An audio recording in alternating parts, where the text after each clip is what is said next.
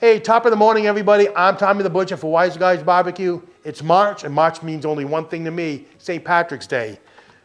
We did a home-cured corned beef, and I'm gonna show you how you can do it at home. But before we get started, please like, share, subscribe, ring that notification bell so you will not miss an episode. Stick around, we're cooking together.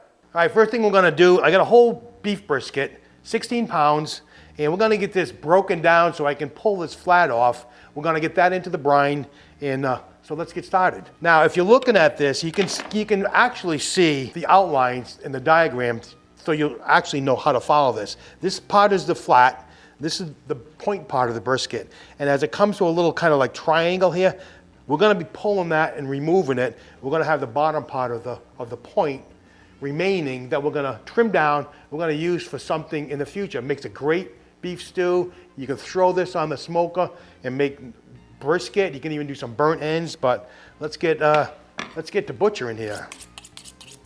So I'm gonna go in right where this point is here and begin to remove it. There's a little seam underneath here, and it's pretty much just fat. But if we follow that and little by little, and just keep pulling it down, we're gonna get this piece pulled right off this brisket.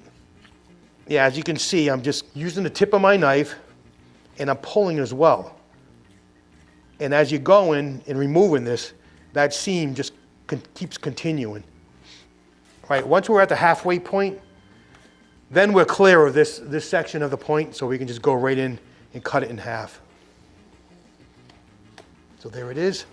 I'll pull this off. Now here's our point. I'm gonna get back to this later to trim it up. But we need to trim this down a little bit. Now, if you were smoking this, obviously, or even braising it as a pot roast, you won't have to be so aggressive with the trim. But seeing as we're doing corned beef, the fat will render a little bit differently. So with a lot of excess fat, it's just gonna be a rather unpleasant bite. So we wanna get most of this fat off. Some of this on the surface, you'll see some thin fat. There's no need to do anything with that. We're gonna get this over and we're gonna get most of this heavy fat off.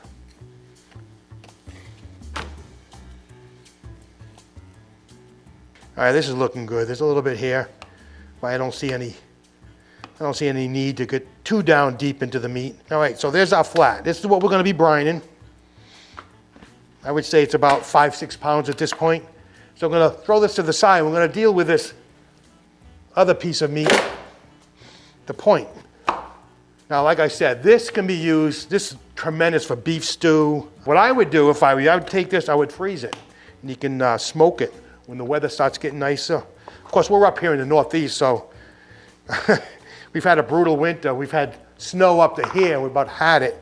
So you can, if you're viewing this any other parts of the country, you can definitely just go out to your smoker now. This makes tremendous burnt ends. All you would have to do is get this all seasoned off, get it on the smoker, and when it's done, pull it off, cube it up in pieces, re-season it, and get it back on the smoker for maybe a half hour or so, and you'll have some outrageous burnt ends. Now, another thing too, if you're so inclined, a lot of this beef can be saved. You can freeze it, it can be rendered down, you can actually make your own beef tallow out of it. All right, I'm gonna trim this a little bit more. I'm not gonna go too crazy with this. All right, that's as far as I'm gonna go with this. I'm gonna leave a little bit more fat on this than I did on the flat, because if I'm gonna be smoking this at a later time, I want that extra fat on there. So, there you have it. Got a whole brisket all broken down. We have our point, we have our flat, we have our trim. So, we're gonna get this all into the brine in 1 minute, so stick around, don't go anywhere. All right, we're gonna get started with our brine. Now, before we get going, one thing that's important with this brine, this is an overnight brine. 24 hours. There's no need to be doing a 6-7 day brine. You certainly could, because that's a very common, it's actually the classic way of doing this, but I'm doing this for you so that you can do it. It's very, very convenient. And what also is interesting about it, for our curing agent, we're actually using an organic celery powder. Now, celery powder is very natural in nitrates, and it's usually used in curing organic meats rather than using traditional pink salt. Pink salt is usually about a 93% table salt, 6% sodium nitrite, and the nitrite is actually a synthetic chemical. Whereas the nitrates, there's nitrites and nitrates, but the nitrates in the celery powder, it's a naturally occurring compound. So the celery powder and the sea salt is going to be our curing agent. So I'm going to invite our friend Kaylee to step on in here. She's going to be assisting me as we put this all together. And the first thing we're going to go in with is 1 gallon of water.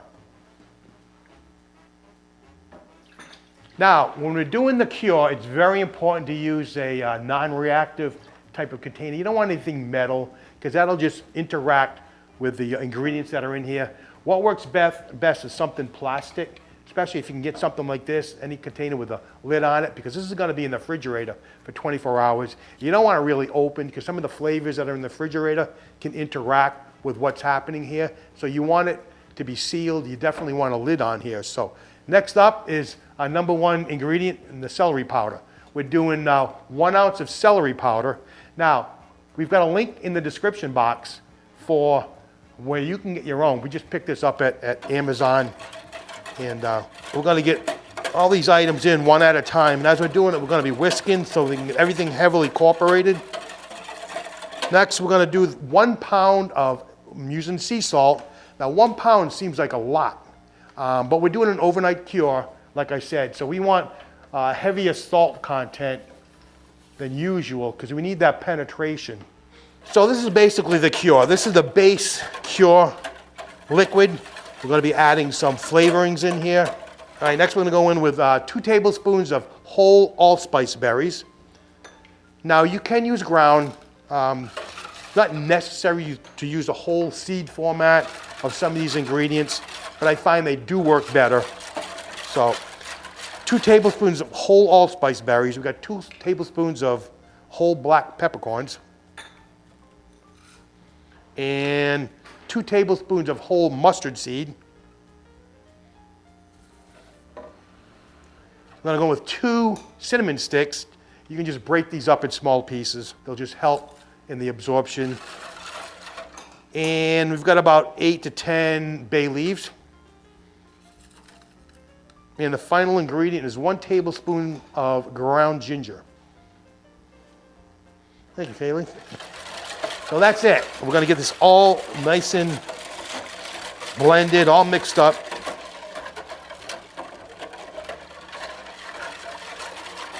All right, the next step now, we got our brine all done. We've got our corned beef, I should say fresh beef brisket flat. Next thing we're going to do, we're going to be injecting this. And the reason why we're injecting it is to get a lot of those flavors deep inside the muscle. So using a meat injector, we also have a link to this down in the description box. If you want to pick one up, we got this from Amazon. This is a great tool. It can be used in a lot of different applications. Before doing this, highly recommend, get yourself some type of container. I got this large plastic container. You want something with, because a lot of this liquid is going to be like exuding out from the meat. So you want something to catch it. A baking sheet will do. Anything that would catch the liquid, this marinade, the brine, I should say, from going all over your kitchen counter. Now, we're going to insert the injector. You want to get this deep because there are several different holes on the outside of this. And if you don't have all those little holes into the meat, when you inject the brine, it's going to end up squirting all over the place. I've had that happen. I've had it in my eyes, all over the walls. So make sure it's deep. That won't happen. We're going to start with the part furthest away from you and just go in there and just literally inject. As you can see, you'll begin to see some liquid will actually rise to the surface. You can see some popping out. And that meat will pump up. It's going to add a lot more moisture to this.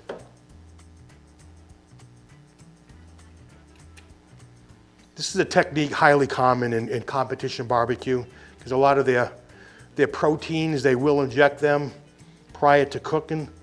It's just a technique that can impart flavor deep into the muscle tissue. You can see that pump up as I inject. And it kind of moves because all that liquid is getting deep inside. Now, once you start getting closer to you, just take the whole container and turn it right around. It's going to make it much more easier to get to that far side. All right, we're good. You're gonna notice too that once you get pretty much the entire thing injected, you're gonna start to see a lot of the brine, the liquid, build up and pool up in that container, and that's precisely the reason why you want something like this. And once you see that happening, you know it's pretty well saturated. So at this point, all you need to do is pick that up, getting into the brine, and I want you to put a glass plate or something glass on top of that with a little weight, because that'll keep it down into the brine while it's sitting there for 24-hour time. So, but before we do that, there's one thing I want to touch upon. You know, 49 years in the meat business, and one of the biggest questions I get every year at St. Patrick's Day is, what's the better cut to get for corned beef, the flat or the point? Well, I'm going to leave that up to you, but I'm going to give you some facts where you can make your own decision. Primarily, the most popular is the flat, which we're doing today, because it has a little less fat content in it, and the point has a lot more fat in it as well. So, the best thing I can say is, if you're a white meat person, everybody prefers white meat over dark meat, all right? So think about that for a minute. Now, a flat is more of a white meat quality, and the point is more of a dark meat quality. And the reason why I'm saying that, the point has a lot more fat content in it, has a lot more collective tissue and collagen, and that breaks down over a long period of time and will make that cut of meat very tender, very juicy, very unctuous is the word I use. But some people don't like that oiliness, that richness, and they prefer to go with more of that white meat quality. So, bottom line is, white meat, you want the flat; dark meat, you want the point. It's that simple. Make your own decision when you go to the market this week or next week to look for your corned beef, and for St. Patrick's Day, and that's it. All right, I'm going to get this flat. I'm going to get into the, it's all injected now. I'm going to get into the braising liquid. All right, the last thing we want to do is we want to get some type of a weighted glass.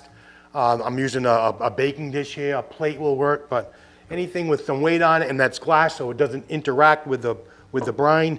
And we're just going to get it on top. Allow some of the liquid to pool up underneath it, and get some of that liquid trapped underneath your container, so it remains on top of the brisket itself. And that's it. We're going to get this covered up.